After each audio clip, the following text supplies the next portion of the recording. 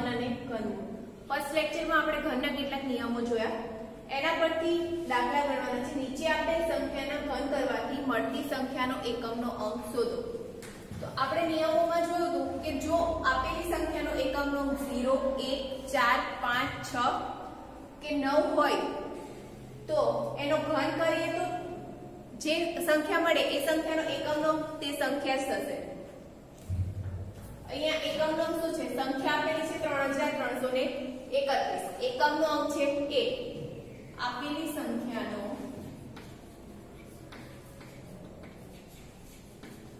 એકમનો અંક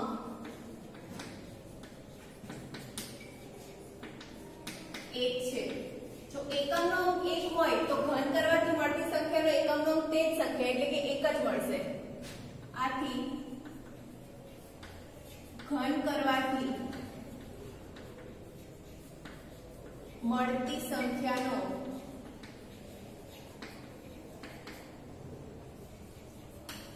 એકમનો અંક 1 હોય. સેકન્ડ છે 8888. તો નેક્સ્ટ નિયમમાં આપણે શું જોયું હતું કે જો એકમનો અંક 8 હોય આપેલી સંખ્યાનો તો એના ઘન કરવાથી મળતી સંખ્યાનો એકમનો અંક શું હશે? 2 હશે. અહીંયા એકમનો અંક 8 છે. આપેલી સંખ્યાનો એકમનો અંક 8 છે માટે ઘન કરવાથી મળતી સંખ્યાનો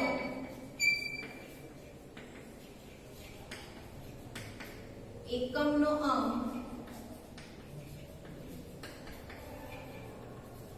2 હોય. જો એકમનો અંક 9 હોય તો એનો ઘન કરવાથી મળતી સંખ્યાનો એકમનો અંક શું હશે? જે આપેલી સંખ્યાનો એકમનો અંક છે એ જ. 9 હોય તો એકમનો અંક 9 મળશે. અહીં એકમનો અંક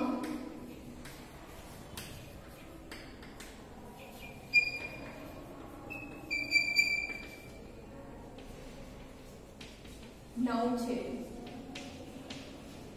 સંખ્યાનો એકમનો અંક 9 હોય તો એનો ઘન કરવાથી જે સંખ્યા મળશે એનો એકમનો અંક પણ શું થશે? 9 હશે. માટે ઘન કરવાથી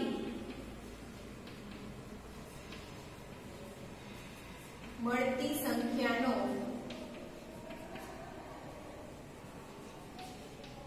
એકમનો અંક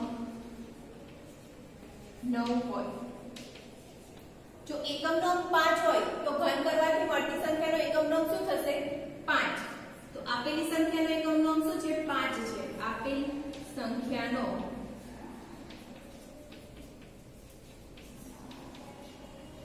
એકમનો અંક 5 છે માટે ઘન કરવાથી મળતી સંખ્યાનો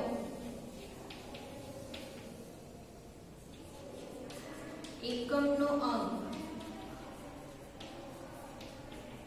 5 હોય. પાંચમા નંબરની સંખ્યા છે 1024. એનો એકમનો અંક છે 4. જો આપેલી સંખ્યાનો એકમનો અંક 4 હોય અને એનો ઘન કરીએ તો જે સંખ્યા મળે એનો એકમનો અંક પણ શું થશે? જે આપેલી સંખ્યાનો એકમનો અંક છે એટલે કે 4. આપેલ સંખ્યાનો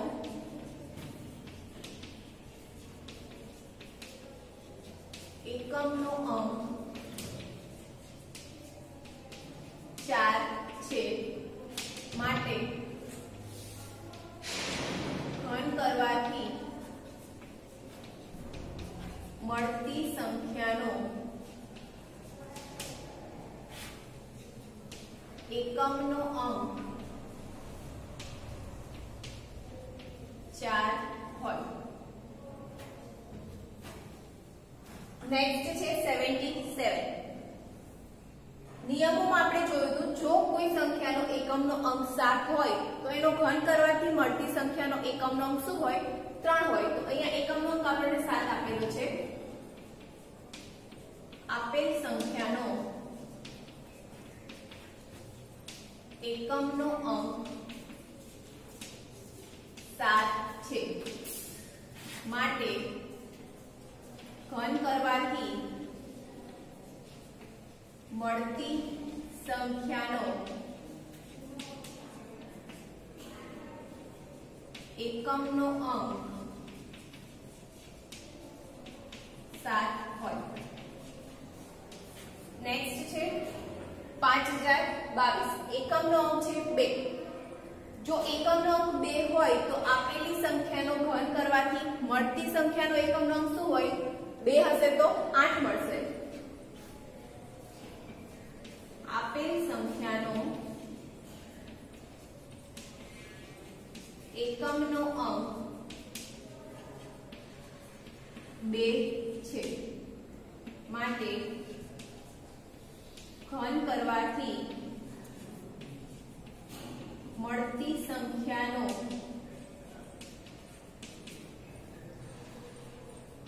એકમનો અંક 8 હોય. 8મા નંબરની સંખ્યા છે 53. જો આપેલી સંખ્યાનો એકમનો અંક 3 હોય અને એ સંખ્યાનો આપણે ઘન કરીએ તો ઘન કરવાથી મળતી સંખ્યાનો એકમનો અંક શું મળશે? 7 મળશે. તો આપેલી સંખ્યાનો એકમનો અંક શું છે? 3 છે. આપેલ સંખ્યાનો એકમનો અંક 3 છે માટે ઘન કરવાથી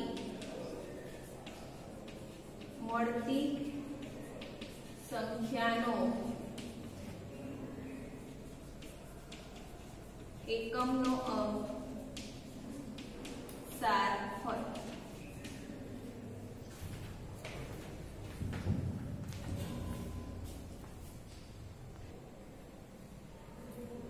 હવે જોઈએ કેટલીક રસપ્રદ પેટર્ન. એમાં પહેલું છે ક્રમિક એકી સંખ્યા ઉમેરવી. વર્ગ અને વર્ગમૂળમાં આપણે જોયું 1 થી શરૂ કરી ક્રમિક એકી સંખ્યા ઉમેરીએ તો આપણને આપેલી સંખ્યાનો વર્ગ મળે. જેમ કે 2 નો વર્ગ કરવો હોય તો પ્રથમ 2 એકી સંખ્યાઓનો સરવાળો કરીએ તો 2 નો વર્ગ મળશે. પ્રથમ 3 એકી સંખ્યાનો સરવાળો કરીએ તો 3 નો વર્ગ.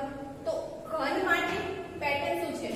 1 નો ઘન હોય તો એને શું લખી શકાય? 1 નો ઘન એટલે તો 1 નો ઘન બરાબર 1. 2 નો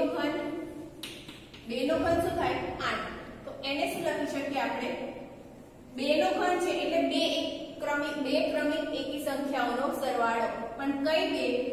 તો 3 પ્લસ 5 બંને ક્રમિક એકી સંખ્યા. તો 3 પ્લસ 5 કઈ રીતે લીધી? તો અહીંયા શું છે? 2 છે. 2 ગુણ્યા 2 પહેલાની સંખ્યા એટલે 2 વત્તા 1 2 પ્લસ 1 એટલે 3 અને 5 2 લીધી. હવે છે 3 નો ઘન.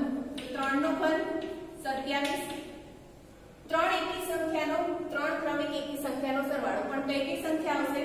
તો પહેલી સંખ્યા કઈ આવશે? 3 ગુણ્યા 3 ની પહેલાની સંખ્યા એટલે 2 3 દુ 6 વત્તા 1 એટલે 7 પ્લસ 9 પ્લસ 11 બધાનો સરવાળો કરો તો 27 મળશે જે 3 નો ઘન થશે. હવે 4 નો ઘન લખીએ.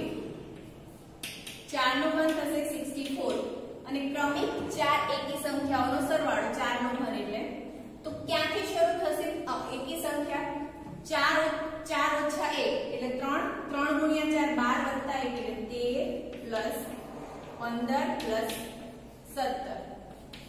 4 એકી સંખ્યા લખવાની છે તો 13 15 17 અને 19. આ રીતે ક્રમિક એકી સંખ્યા ઉમેરીએ આપણે તો આપેલી સંખ્યાનો ઘન મળી શકે. હવે 5 નો ઘન 6 નો ઘન 7 નો ઘન તમારે જાતે હોમવર્કમાં કરવાના છે. નેક્સ્ટ જોઈએ બે ક્રમિક સંખ્યાઓના ઘનનો તફાવત.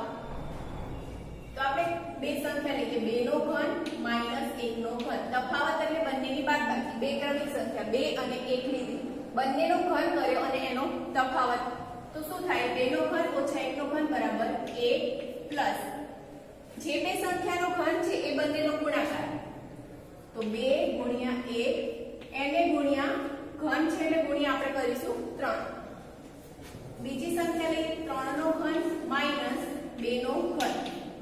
તો 1 તો આવશે જ બધામાં 1 પ્લસ આપેલી જે બે સંખ્યાનો ઘનનો તફાવત છે એ બે સંખ્યાનો ગુણાકાર. તો 3 અને 2 ગુણ્યા 3. ફરી 4 નો ઘન ઓછા 3 નો ઘન.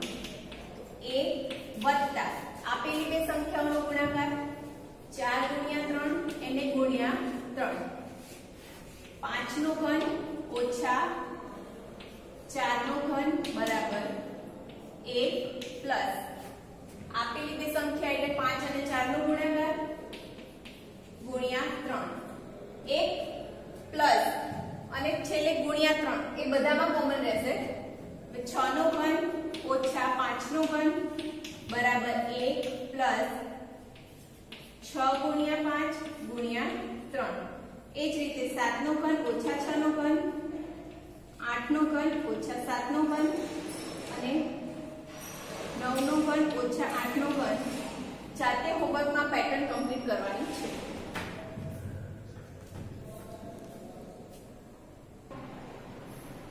હવે જોઈએ ઘન અને તેના અવિભાજ્ય અવયવ. તો કોઈ પૂર્ણઘન સંખ્યા લઈએ આપણે 64. એના અવિભાજ્ય અવયવ શું થાય? તો અવયવીકરણની રીતથી અવયવ પાડીએ આપણે 64 32 ગુણ્યા 2 64 16 દુ 32 8 દુ 16 4 ગુણ્યા 2 2 ગુણ્યા 2 4 અને 2 ગુણ્યા 1 એટલે 2. તો એના અવિભાજ્ય અવયવ શું થયા? 2 ગુણ્યા 2 ગુણ્યા 2 ગુણ્યા 2 ગુણ્યા 2 ગુણ્યા 2. 64 ના અવિભાજ્ય અવયવ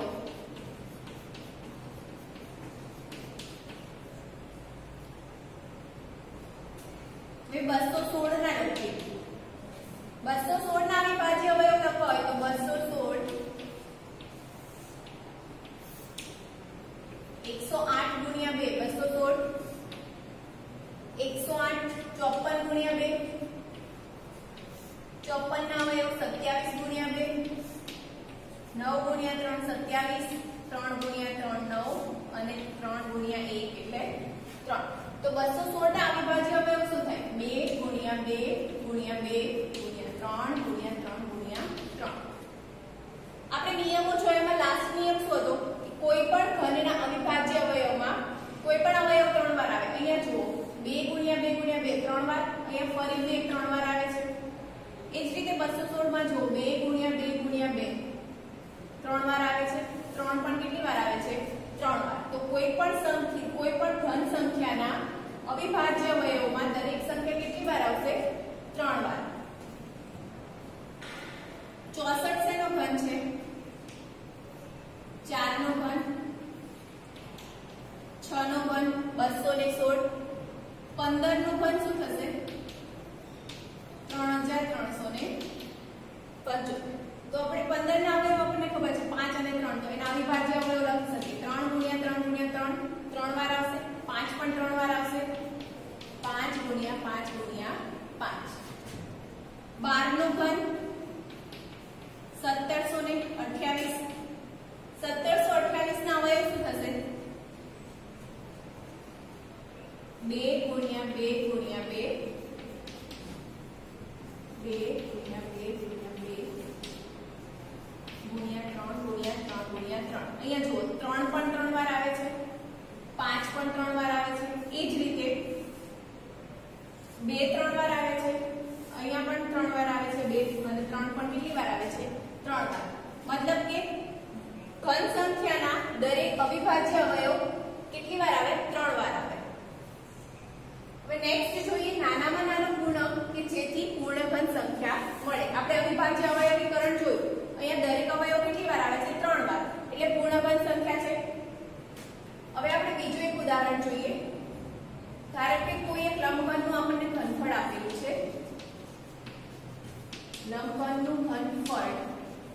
તો ઘનફળ શું થાય લંબઘનનું? લંબાઈ ગુણ્યા પહોળાઈ ગુણ્યા ઊંચાઈ.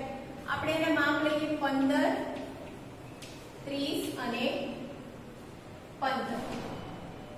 હવે એના અવિભાજ્ય અવયવ જોઈએ તો 15 ના અવિભાજ્ય અવયવ 5 ગુણ્યા 3 30 ના અવયવ 5 ગુણ્યા 3 ગુણ્યા 2 અને 15 ના અવયવ ફરી 5 ગુણ્યા 3. તો અહીંયા જુઓ 3 ગુણ્યા 3 ગુણ્યા 3 3 વાર છે. પહેલા સૌથી નાનો અવયવ લખીએ 2 ગુણ્યા 3 ગુણ્યા 3 ગુણ્યા 3 5 ગુણ્યા 5 ગુણ્યા 5. આપણે એને ક્રમમાં લખ્યા. 3 કેટલી વાર છે? 3 વાર. 5 પણ 3 વાર છે. 2 કેટલી વાર છે? 1 વાર. તો ઘનફળને આપણે પૂર્ણ ઘન બનાવવું હોય તો અહીંયા 2 એકવાર છે, 2 વાર ગુણીએ 2 ગુણ્યા 2 એડ કરીશું તો પૂર્ણ ઘન સંખ્યા મળશે. અહીં 2 એકવાર આવે છે, આથી 2 ગુણ્યા 2 વડે આપેલ સંખ્યાને ગુણતા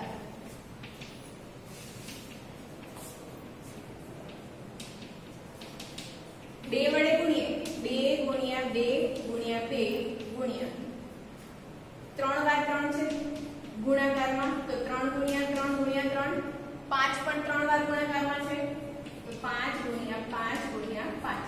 હવે જુઓ 2 પણ 3 વાર છે, 3 પણ 3 વાર અને 5 પણ 3 વાર છે. તો આ જે સંખ્યા છે એ કેવી સંખ્યા થઈ? પૂર્ણ ઘન સંખ્યા. અને શેનું ઘન થશે? 30 નો ઘન. તો નાનામાં નાનો પૂર્ણાંક કયો કે અહીંયા 2 એક જ વાર આવે છે. આપણે શું કીધું કે પૂર્ણ ઘન સંખ્યામાં દરેક સંખ્યા 3 વાર આવે. તો આને 3 વાર 2 લાવવા માટે શું કરીશું? 2 વાર ગુણીશું 2 વડે. તો 2 ગુણ્યા 2 વડે ગુણીએ તો 2 ગુણ્યા 2 ગુણ્યા 2, 3 ગુણ્યા 3 ગુણ્યા 3 ગુણ્યા 5 ગુણ્યા 5 એ તો છે. તો 2 ગુણ્યા 2 એડ કરીએ તો આપેલી સંખ્યા કેવી સંખ્યા બને છે? પૂર્ણ ઘન. તો નાનામાં નાનો